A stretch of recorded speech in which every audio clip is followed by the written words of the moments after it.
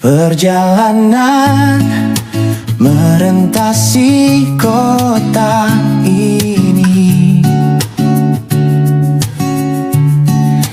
dua langit, dua hari menemani.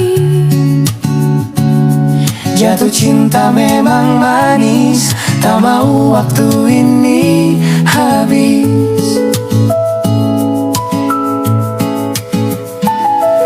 Penuhilah hati ini, tak lagi sendiri.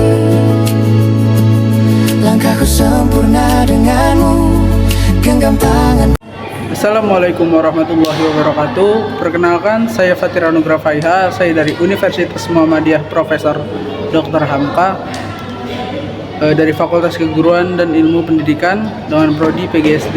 Di sini saya akan mengeksplorasi Museum Sejarah Jakarta. Yang pertama dari Balai Kota. Oke, selanjutnya teman-teman ada uang kertas pada masa pendudukan Jepang. Sebelum melaksanakan pendudukannya di Indonesia, pemerintah Jepang ternyata telah menyiapkan mata uang sendiri untuk diedarkan di negara jajahannya nanti. Tujuannya tidak lain adalah untuk menarik hati masyarakat Indonesia. Uniknya, meski dikeluarkan oleh Jepang, uang ini masih menggunakan bahasa Belanda dan bertuliskan De Japanse Regering, yang berarti pemerintah Belanda. Setahun kemudian, tepatnya pada tahun 1943, pemerintah Jepang mengeluarkan uang baru menggunakan aksara Latin dengan hiasan khas Nusantara seperti wayang orang, Wisnu di atas Garuda, dan rumah Minangkabau. Selanjutnya ada uang kertas Jenderal Sudirman. Uang kertas edisi Jenderal Sudirman yang diterbitkan Bank Indonesia pada tahun 1968 merupakan uang kertas dengan pecahan terbanyak, yaitu 11 lembar. Pecahannya terdiri dari 1 rupiah hingga 10.000 rupiah dengan bagian depan yang seluruhnya menampilkan sosok sang jenderal yang mengenakan belangkon khasnya. Sementara itu bagian belakangnya menampilkan gambar yang beragam dengan ciri khas Indonesia seperti wanita kecangkul pala hingga jembatan Ampera. Oke, selanjutnya ini ada mata uang koin. Ini juga mata uang koin. Dan yang terakhir uang kertas setelah kemerdekaan. Setelah memperoleh kemerdekaan pada tahun 1945, Indonesia masih memiliki banyak pekerjaan yang harus diselesaikan untuk membangun negara. Salah satunya membuat mata uang sendiri. Mata uang pertama pemerintah Indonesia dikeluarkan pada tahun 1946 dengan nama Ocang Republik Indonesia atau ORI. Keluarnya ORI merupakan upaya pemerintah untuk menunjukkan kedaulatan negara dan membuat mata uang asing yang beredar di Indonesia menjadi tidak laku lagi. ORI sendiri dicetak di Yogyakarta dengan bentuk dan desain yang masih sangatlah sederhana. Setelah penetapan De Japanse Bank menjadi Bank Indonesia pada tahun 1953, tugas mencetak uang kertas kemudian diberikan kepada Bank Indonesia. Sedangkan uang koin yang masih menjadi tanggung jawab pemerintah. Kebijakan ini terus berlanjut hingga masa Orde Baru. Ada alat ukur genteng. Sebelum abad ke-18, bentuk dan ukuran genteng di Batavia sangatlah beragam. Untuk membuat satu bentuk baku, pemerintah menunjukkan seorang juru tera yang bertugas untuk membuat standar ukuran genteng. Seluruh tukang yang akan mendirikan bangunan resmi pemerintahan harus mengikuti standar yang telah dibuat. Alat ukur bentuk genteng ini dikenal dengan istilah sleper. Sleper sendiri berbentuk bidang kayu dengan rongga di permukaannya. Rongga inilah yang menjadi standar bentuk genteng yang benar pada masa itu. Oke, selanjutnya ada alat ukur batu bata. Tidak hanya bertugas untuk membuat standar bentuk genteng, seorang juru tera juga bertugas untuk membuat standar ukuran bentuk bata yang digunakan untuk mendirikan bangunan. Juru tera yang bertugas untuk membuat bentuk bata ini bernama Abraham Krenea pada tahun 1709. Bentuk alat ukurnya berupa bingkai persegi panjang dengan hiasan cantik berupa kepala naga. Bagian dalam bingkai inilah yang dijadikan sebagai standar bentuk bata. Selanjutnya ada batu timbangan. Batavia di abad ke-18 ternyata telah mengenal sistem tambangan dengan menggunakan pemberat. Pemberat ini sendiri dibuat oleh pemerintah Batavia dalam satu set. Pada masing-masing permukaannya terdapat tanda X, V, I5, I3, I2, dan K yang sama ukuran berat sebesar 5 kg, 2,5 kg, 2 kg, 1,5 kg, dan 1 kg.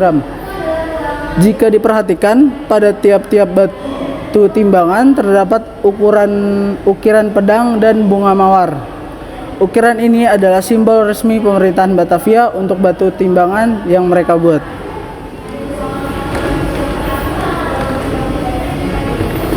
Oke, di selanjutnya ada alat ukur bahan bangunan.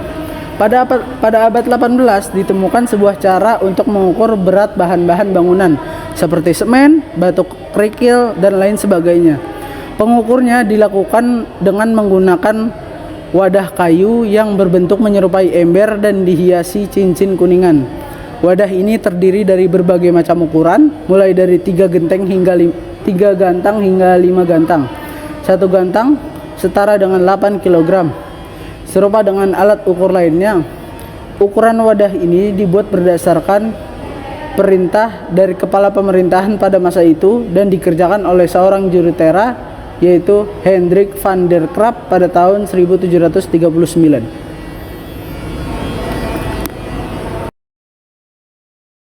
Selanjutnya ada wadah timbangan beras. Wadah untuk menimbang beras dan jenis kacang-kacangan pada alat timbangan tradisional. Bahan pembuatannya berasal dari kuningan dan pada bibirnya terdapat sebuah corong. Masyarakat pada umumnya mengenal timbangan jenis ini dengan nama timbangan bebek karena bentuk corongnya yang menyerupai paruh bebek. Selanjutnya ada kotak penyimpanan, merupakan kotak dari kayu yang dihiasi kuningan. Kotak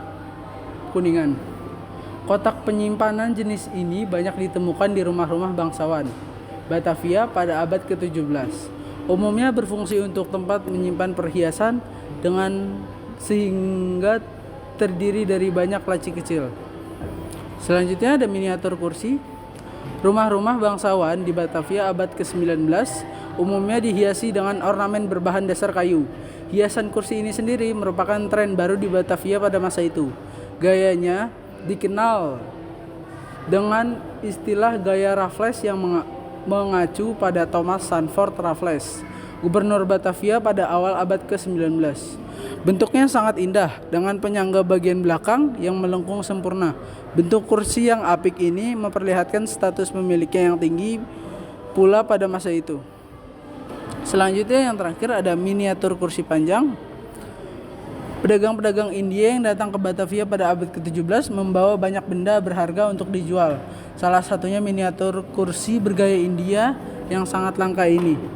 Bentuk miniatur ini meniru bentuk dari kursi panjang yang dibawa ke Batavia dari pantai Coromandel, India, sekitar tahun 1650 sampai 1680. Bentuknya sangat indah, di mana seluruh permukaannya dihiasi dengan ukiran flora yang detail dan masih terawat dengan sangat baik. Nah, selanjutnya ada dari Buni ke Jabodetabek. Peninggalan arkeologi yang ditemukan di Jakarta dan sekitarnya memiliki ciri yang serupa dengan kompleks gerabah Buni, yaitu terutama temuan berupa gerabah dari berbagai bentuk dan ukuran, maupun beliung persegi, artefak logam, batu asah, gelang batu, dan manik-manik. Situs pertama yang memperlihatkan ciri seperti ini terdapat di Desa Buni, Bekasi. Namun demikian, temuan dengan ciri serupa tersebar sampai ke daerah aliran Sungai Citarum dan Sungai Bekasi, termasuk ke wilayah Jakarta, bahkan sampai ke Banten. Selanjutnya, di sini ada rangka manusia dari situs Batu Jaya, Karawang, Jawa Barat. Situs Batu Jaya Karawang, Jawa Barat merupakan salah satu situs penting dalam catatan sejarah bangsa Indonesia. Terlebih lagi, sejarah Jakarta. Situs yang letaknya tidak jauh dari garis pantai utara Laut Jawa ini merupakan situs percandian masa Hindu-Buddha yang diperkirakan berasal dari abad ke-5 Masehi. Artinya situs Batu Jaya merupakan masa klasik yang tertua di Jawa yang dibangun pada masa kerajaan Tarumanegara.